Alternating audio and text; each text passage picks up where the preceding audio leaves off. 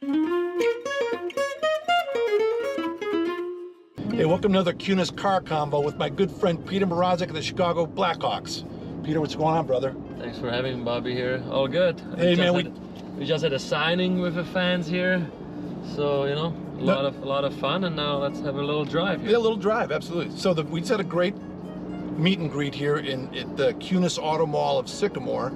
Actually, it's been one of our better ones. It was packed for 2 hours straight with fans, Chicago Blackhawk fans that came out, and we got to give this guy credit. 24 hours ago, he's playing the Red Wings, and here he is tonight, coming out to see his friends at the Kunes Auto Group. That's pretty cool, Peter.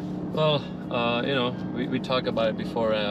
We always want to give something back to the community, back to the fans. Yeah. They've been supporting us all season long. Even the season hasn't been great, but we appreciate every effort that they can help us, they can cheer us, and make us better. Yeah. So let's go start from the beginning.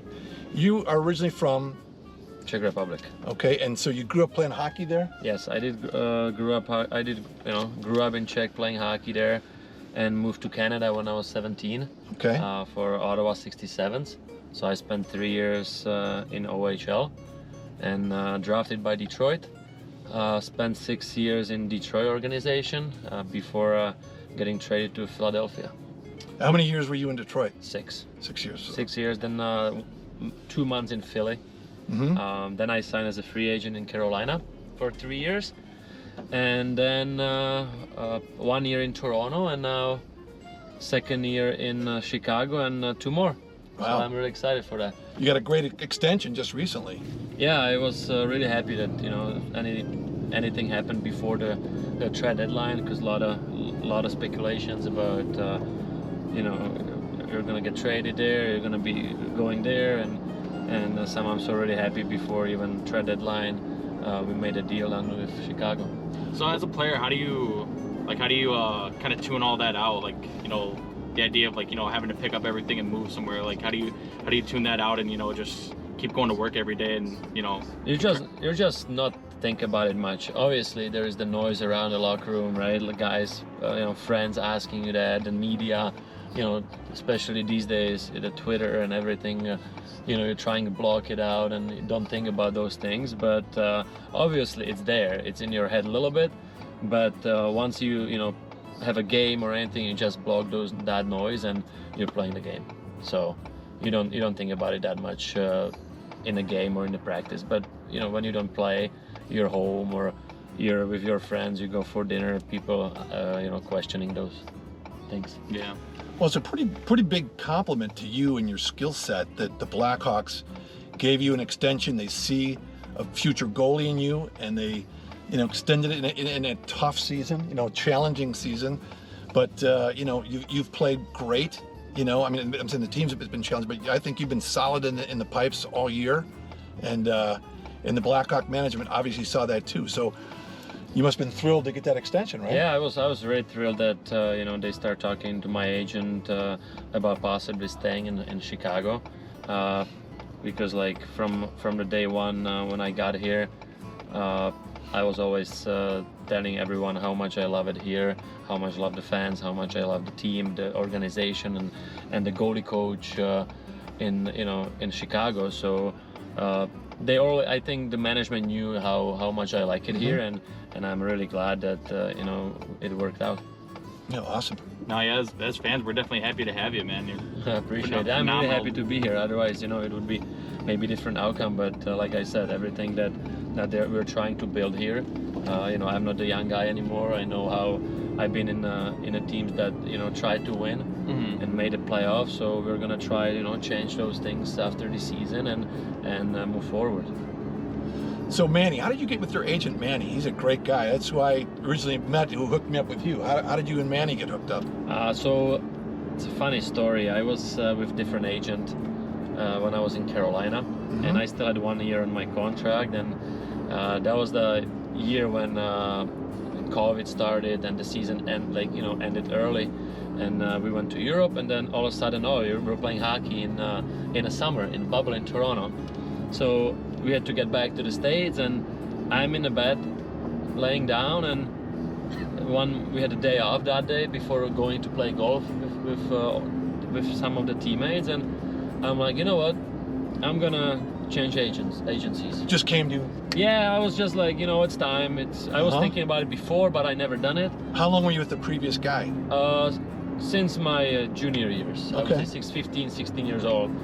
And I was just like, you know what, let's change scenarios, let's do something else. So I called Jerry Johansson, Manny's partner. Yep. I was like, Jerry, you still want me? Like, what we're gonna do? He's like, yeah, you're not gonna do it. You're not gonna leave the agency, and you're not gonna change much. And I was like, you know what? I just did. So if you want me, we can figure something out. He's like, okay, boom, done. Yeah. Wow. So yeah, so it happened pretty quick. And then I went to play golf and signed a contract with Jerry and Manny, and I'm glad I did it. And you know, since then everything went well. I signed 3 years in Toronto. That didn't work out that well, but you know, I came here and reset my career. Nice. No, Perfect. that's great. Who, growing up, who was like your childhood, you know, hero, like that you'd watch that was a goalie? Like who was your inspiration when you Well, were young? everyone idol and you know, goalie or forward was Dominic Hasek or Jagr. Oh, Right? okay, yeah. 1998 Olympics. You know, Czech won the gold medal. Yeah. So I was 6 years old that time, and everybody either want to be a Hasek or Jagr. Yeah. And I was already in net, so you know, I grew up watching Dominic Hasek. Did you ever have the opportunity to play on an Olympic team ever?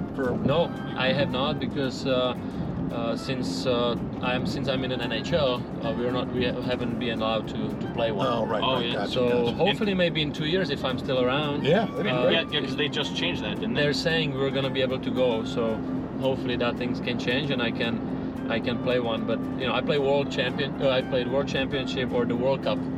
The World Cup was really cool. Okay. Where was that at? Toronto. Oh, okay. I think it was 2017, I believe. Yeah. So the World Cup was pretty special for us. Now, what about favorite hockey movies? How about any of those? Do you watch many of those, or do you have Oh, favorites? hockey movies. Oh, I grew up on the Mighty Ducks. Oh yeah, no, I Mighty was gonna Ducks. say that's got to be one of the options. You know, the goalies used to wear the Vaughn equipment. Mm-hmm. The Hellberg, whatever his name was, the big guy in the net. You know, like was a Mighty Ducks movie? Yeah, yeah. Yeah, Right? yeah. 3 seasons, right? Yeah, so three different ones. three whatever. different ones, right? So you see the goalie, the kid wears the equipment Vaughn. Yeah. And I'm like, oh, what is that, right? And it's funny because like I got in love with that equipment, and since then I had some of them when I was a kid, but it was really hard to get back in Czech.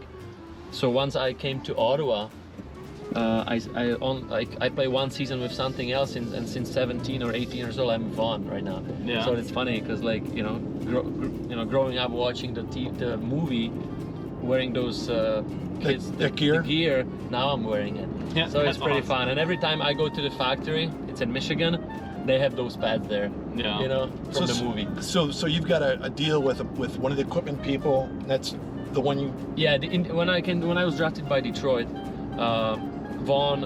Mike Vaughn owns the company, Right, and he's right. from Michigan. Okay. So they have the factory there, so it was way easier for me to get that gear.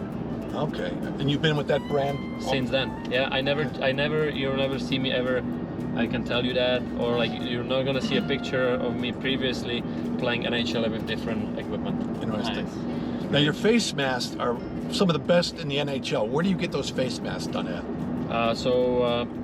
Dave Art in Sweden, he's the most famous artist for NHL.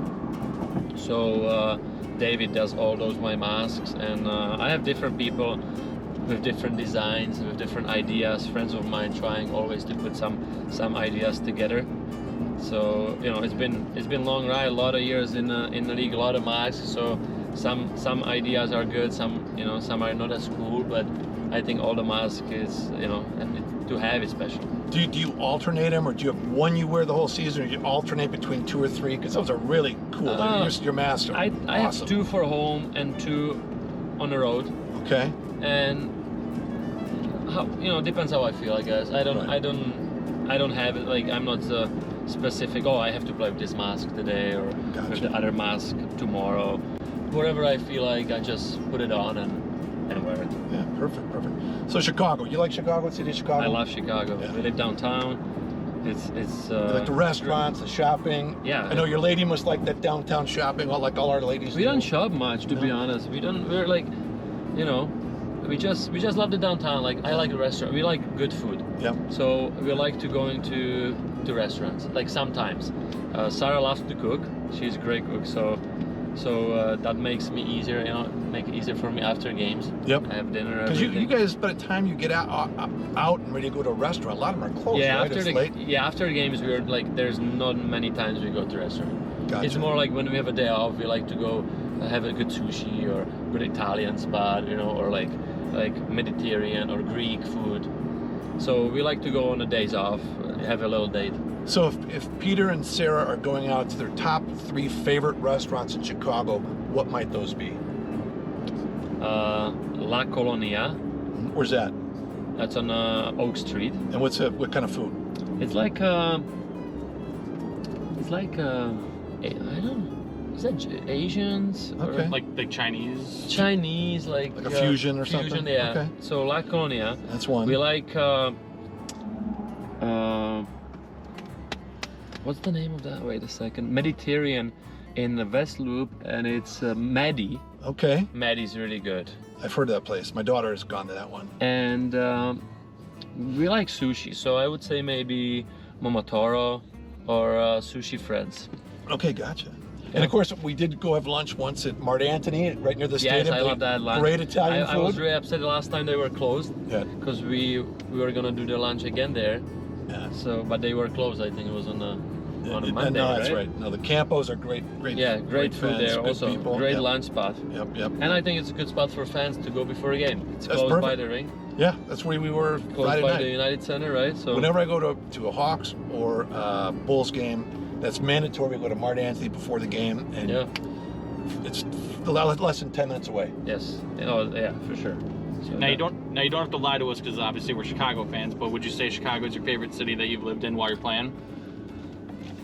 Yes, I would say yes, because it's in a city, right? Like Yeah. that's the first time we live in a city. Mm-hmm. We always been in a suburb, so it was a little different. But you know, there was something new for us last year to learn how to live in a city, how to manage all those things. But we love it. We walk everywhere, and you know, everything's so close. I got a 7 to 10 minutes to the practice ring, to the United Center, so it's easy to live there. Was your hometown was it small or is it a little bigger? So I grew up in Ostrava. That's 300,000 people Oh, city. wow. That's the third biggest city in the Czech.